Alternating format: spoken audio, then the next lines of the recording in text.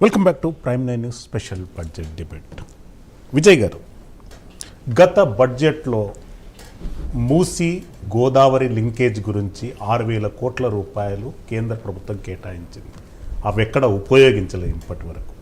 రాష్ట్ర ప్రభుత్వం ప్రతిపాదించినటువంటి అంశాలలో ప్రధానంగా మూసీ ప్రక్షాళన, ఫ్యూచర్ సిటీ ప్రాజెక్టులను ప్రధానంగా హైలైట్ చేసింది.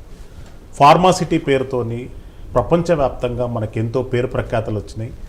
మనం ఉత్పత్తి చేసేటటువంటి ఫార్మా ప్రొడక్ట్స్లలో మొత్తం ప్రపంచవ్యాప్తంగా కూడా 26% హైదరాబాద్ నుండి ప్రొడక్ట్. మరి అటువంటి సిటీని పక్కన పెట్టి ఫ్యూచర్ సిటీ ప్రపోజల్ను, మూసీ రిజర్వేషన్ ప్రపోజల్ను అండ్ గోదావరి లింకేజ్ ప్రపోజల్ను 3 ప్రాజెక్టులు కూడా కేంద్ర ప్రభుత్వం కన్సిడరేషన్ తీసుకోలేదు. ఎట్లా చూడాలి? కేంద్ర ప్రభుత్వం వివక్షత చూపిస్తున్నటువంటి దాంట్లో ఇక్కడ ఉన్నటువంటి ప్రభుత్వం కూడా నీకు ఫ్యూచర్ సిటీ, ఫార్మా సిటీ అంత డెవలప్ అయ్యేటువంటి దాన్ని అధికారికంగానేమో ఫార్మా సిటీ తీసేయలేదని కోర్టుకు చెప్తారు. ఫిజికల్గా ఫార్మా సిటీని తీసేసి ఫ్యూచర్ సిటీ అని ప్రచారం చేస్తున్నటువంటి సిచ్యువేషన్ ఉంది. పెద్ద కన్ఫ్యూజన్, రైతులలో కన్ఫ్యూజన్ అయిపోతుంది, ఎవరైనా ఇన్వెస్ట్మెంట్స్ పెట్టాలన్న వాళ్ళకు కన్ఫ్యూజన్ అయిపోతుంది.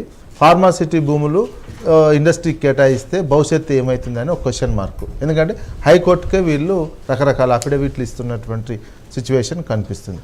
మొత్తం మీద ఇదంతా ఎందుకు వచ్చింది ఫ్యూచర్ సిటీ మార్గం ఇదంతా అంటే, ఇందులో గురు శిష్యుల బంధం చాలా ఉన్నది.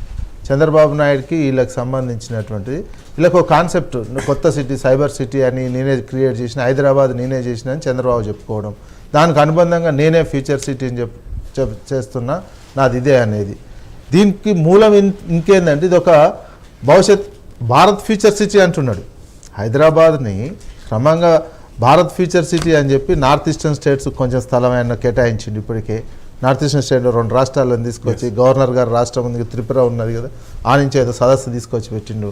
మొన్న గ్లోబల్ సమిట్ అని ఒకటి పెట్టినటువంటి సిచ్యువేషను, అది ఊరికైనా ఈ ఒక ప్రణాళికాబద్ధంగా భవిష్యత్తు ఆలోచన లేకుండా ఒక ఊహా ప్రపంచంలోనే వివరిస్తున్నట్టు కనిపిస్తుంది తప్ప, ఇక్కడ జనమేల్ మెట్రో రైల్ ఈ సెకండ్ ఫేజ్కి సిటీకే లేదు.